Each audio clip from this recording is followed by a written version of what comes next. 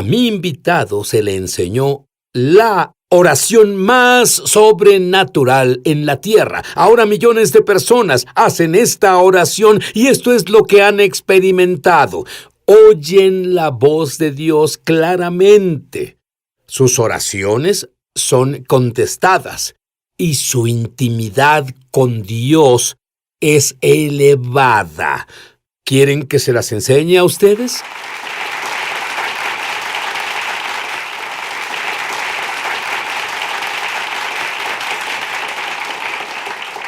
Bien, los gentiles deben provocar a los judíos a celos. Tú me provocas a celos. ¿Cómo es que una familia tiene 38 miembros en el ministerio? ¿Cómo es posible? Bueno, comenzó con un milagro, Sid. Había personas orando. Tuve un tío que se casó en la...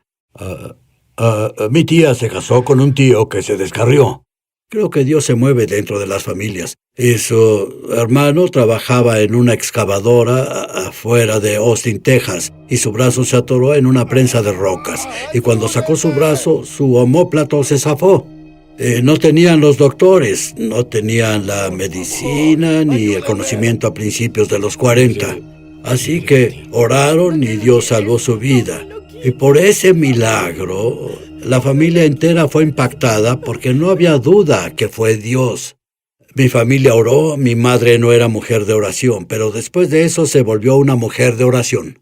Tú me dijiste que los milagros son una evidencia de una mayor realidad. Cuando Dios hace un milagro, cualquier clase de milagro que sea, es una evidencia de una mayor realidad. Y entonces sabemos que hay algo más allá, que existe lo sobrenatural. Un milagro resuelve el argumento, ¿estás de acuerdo? Estoy de acuerdo con pero todo a los mi corazón. 19 no te sentías así. A los 19 tú huías de Dios. Yo era como muchos jóvenes en las familias cristianas. No tenía un compromiso con Cristo. Estaba en Tucson, Arizona, y desperté una mañana en la casa. Y caminé por el pasillo hacia el baño y me miré en el espejo y Dios me habló y dijo, ¿para qué estás viviendo? Y en ese punto supe que mi vida no tenía propósito, pero Dios me dio un propósito en ese momento, porque mi decisión fue vivir para Él y tenía fe en Cristo como mi Salvador en ese momento. ¿Y qué hay de ti? ¿Qué hay de ti? ¿Para qué estás viviendo? ¿Has visto resucitar muertos? Dime sobre uno. Estaba en Inglaterra, predicando en Sheffield, Inglaterra. Probablemente fue como en los días del avivamiento de Welsh. El avivamiento de Welsh estaba lleno, se paraban a los lados del edificio. Y llamé a un líder de himnos, no un líder de adoración, un líder de himnos, esos líderes de himnos. Lo llamé para orar por él y cuando lo hice, un espíritu de profecía vino a mí. Y dije, vas a ministrar y serás líder de adoración de cientos y cientos de personas. Cientos de personas. Veo multitudes. Bueno, el hombre murió bajo mi mano. No, así que no deben... Era mejor que no hubiera piedras para lanzarte. Yo estaba en Inglaterra y podía ver el periódico del día siguiente. Predicador estadounidense asesina a líder de himnos en la iglesia. Sabes que no son amables por allá en los periódicos. Pero lo que pasó es que en ese momento llamé a uno de los ancianos.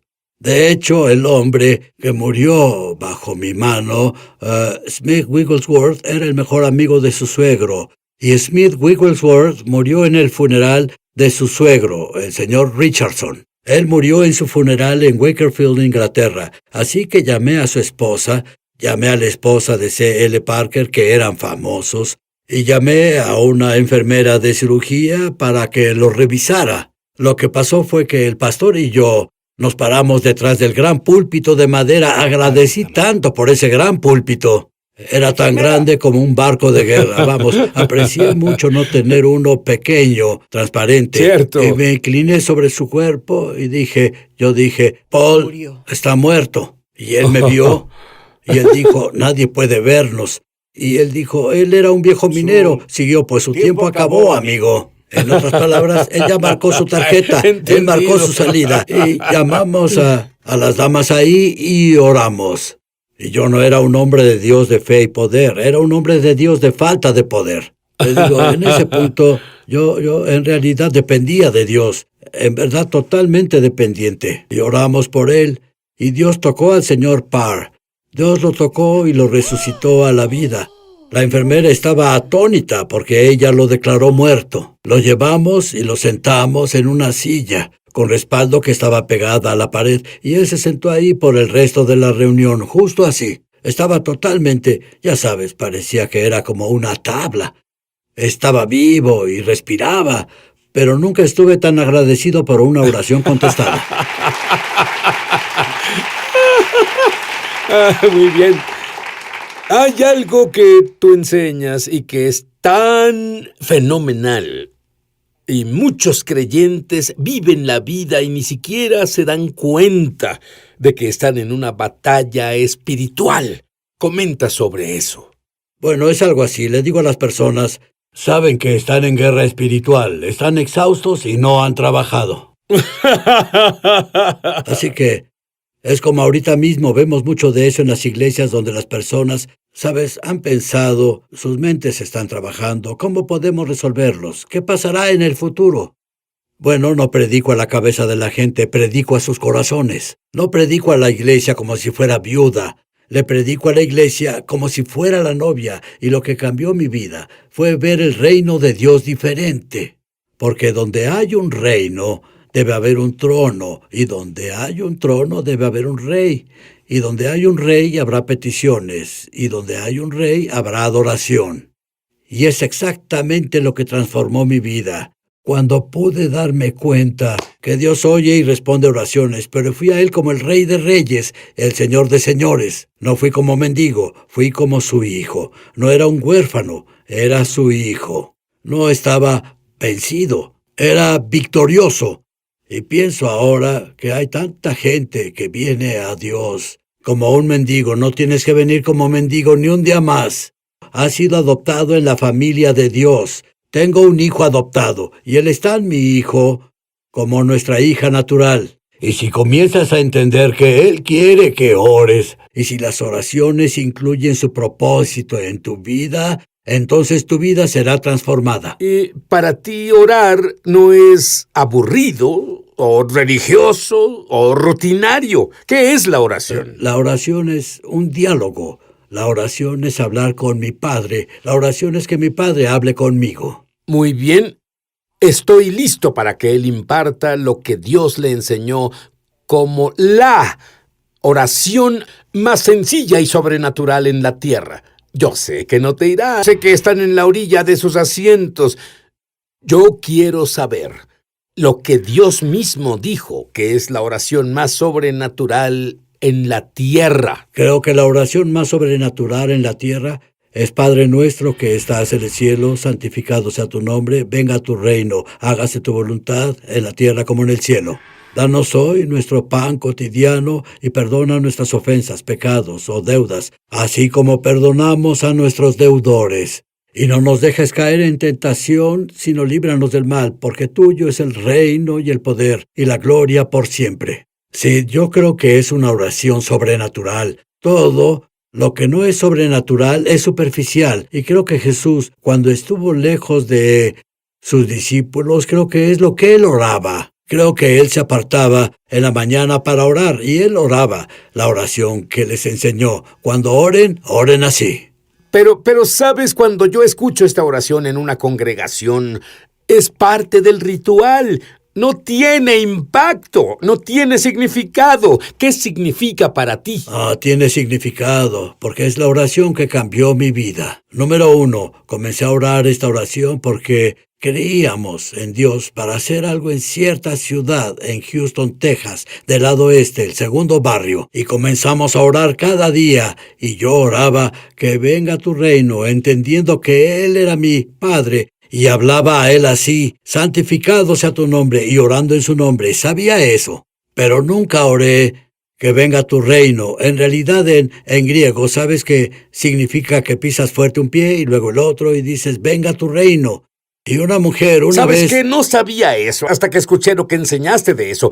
En otras palabras, ¿es eso en realidad lo que haces cuando lo oras? hago. Pisas Golpeo el fuerte piso. un pie, oyes eso, él pisa el otro, y es lo que significa en griego. Es muy diferente que el ceremonioso y lento Padre nuestro. ¿Cómo lo dices? Pues oro, venga tu reino, hágase tu voluntad. Vas a derribarme. Literalmente oro así. Conozco tanta gente. Lo hago frente a grandes multitudes de gente. Lo hago en pequeños grupos. Hago que la gente ore de ese modo. Es un mandato. Y él dice que oremos con el fuego del deseo. Es una oración intensa. Lloraba al orar. Jesús dijo esto. Los discípulos le dijeron, enséñanos a orar como tú oras. Sabemos que en Hebreos dice que con gran clamor y lágrimas, él oró.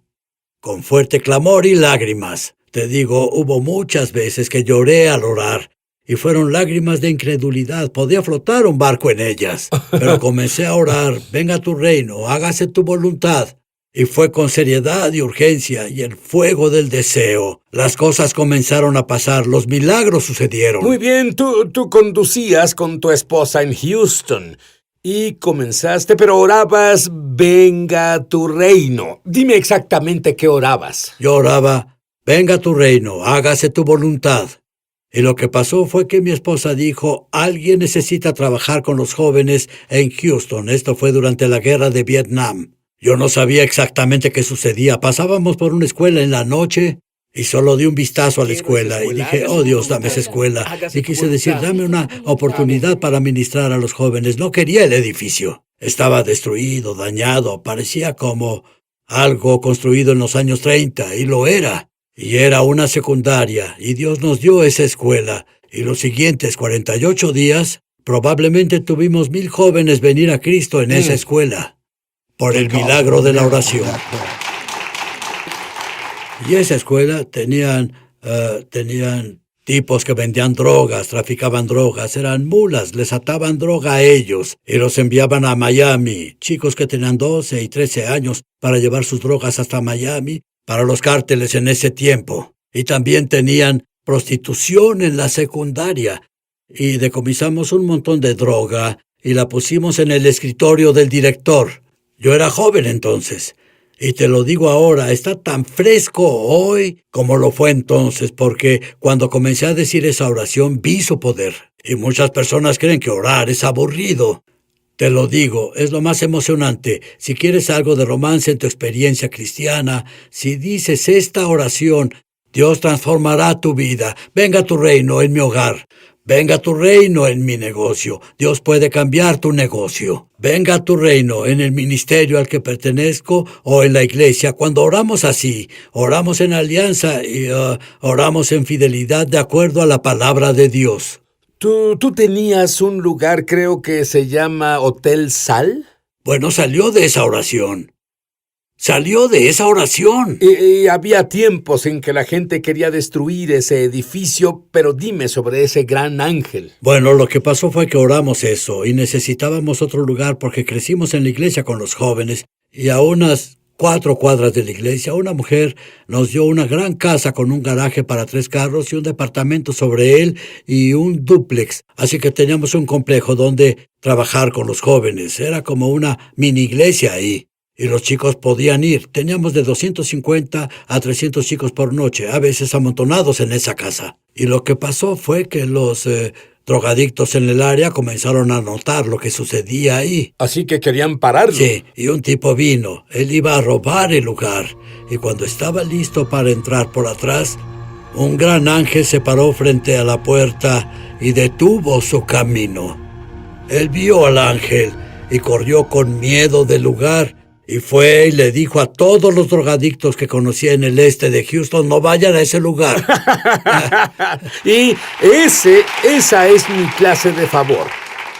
Cuando volvamos, y esto tengo que decírtelo, Clary, esto es duro para mí de entender, pero desarrollaron una oración.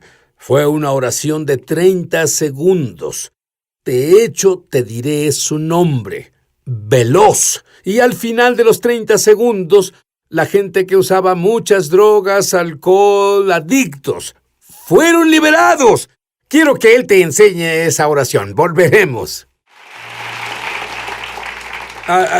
Cuando tu esposa dijo algo tiene que hacerse con estos chicos, no tenías idea de que hoy habría cientos de personas en el ministerio cuyas vidas han sido transformadas. Háblame sobre Jacob. Bueno, Jacob era un joven que venía de un hogar roto. Fue como si nos lanzaran a un gran lago de personas disfuncionales. Se cuidaban solos, tenían 17 años y estaban en 7º grado. Me refiero a que eran niños que en realidad no tenían quien los amara o cuidara. Y si los tenían, estos debían cuidar más a otros miembros de la familia y no podían darles atención.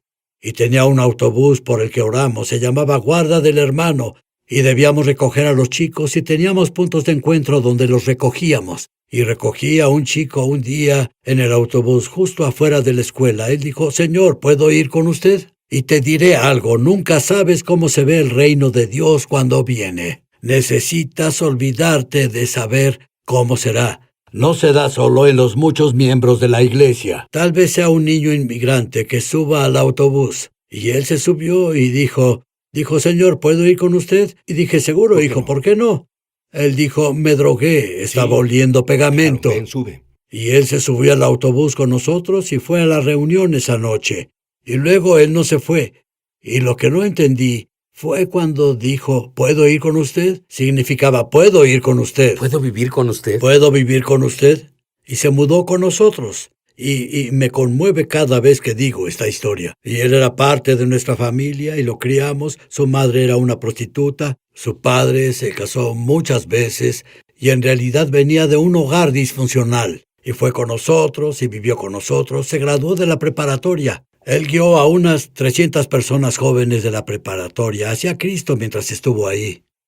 Salió de ahí y regresó y se volvió parte de nuestra vida en el ministerio. Comenzó a predicar el evangelio en las escuelas públicas del país. Él predicó para 6,5 millones de jóvenes en 20 años. Y fue un chico que dijo, «¿Puedo ir con usted?» Nunca sabes cómo se verá el reino. Nathan ahora pastorea a 50,000 personas los domingos en la mañana. Muy bien, voy a tener un gran problema si no explicas veloz. Bueno, lo que pasó fue que no necesitas oraciones formales. Esos chicos no necesitaban eso, no conocían eso. Venían a nosotros drogados y yo solo decía, «Dios», con un chasquido, solo así. Y te digo, Dios los sacaba de su estupor. Ellos se enojaban a veces, pero era una oración tan poderosa que podíamos verlos sobrios en 30 segundos. Pero lo que tenía que durar esa oración era solo un chasquido. Vi que después, hace 6 años, oré por un joven y dije, «Dios, que sea solo un chasquido». Alguien envenenó su bebida. Dios sanó al joven, así de rápido, en el momento justo. Ora esa oración rápida ahora. Lo que significa eso fue fuera de aquí. Y el poder de Dios venía y el cielo venía a la tierra. Y rompía el poder de la adicción en ellos. Hablo de adicciones fuertes. No hablo solo sobre tomar demasiadas aspirinas o Excedrin en el nombre de Jesucristo de Nazaret. Sé sano. Sé sano en el nombre de Jesucristo de Nazaret. Sé liberado. Dios, dáselos ahora. Oro en el nombre de Jesús. Amén. Dime sobre la frase, «Danos el pan nuestro de cada día». Esa es una de mis partes favoritas de la oración. Y la razón es porque dependemos de Dios. Cuando decimos, «Danos el pan nuestro de cada día», decimos, «Danos vida, danos paz, danos alegría, danos esperanza, danos confianza, danos valentía». Creemos que Dios nos dará lo que necesitamos, lo que nos hará la persona que Dios quiere que seamos. ¿Para qué estás viviendo? Si tú solo crees en Jesús, está bien. Pero la Biblia dice en el lenguaje original, «Esta es la vida eterna, para que tengan conocimiento experiencial de mí». Di esta oración conmigo, de corazón, voz alta, ahí donde estás. «Querido Dios, soy un pecador. Contra ti y solo a ti he pecado. Lo siento tanto. Creo Creo que la sangre de Jesús que la sangre de Jesús limpia mis pecados. limpia mis pecados. Estoy limpio. Estoy limpio. Y ahora que estoy limpio, Y ahora que estoy limpio, te hago mi Señor.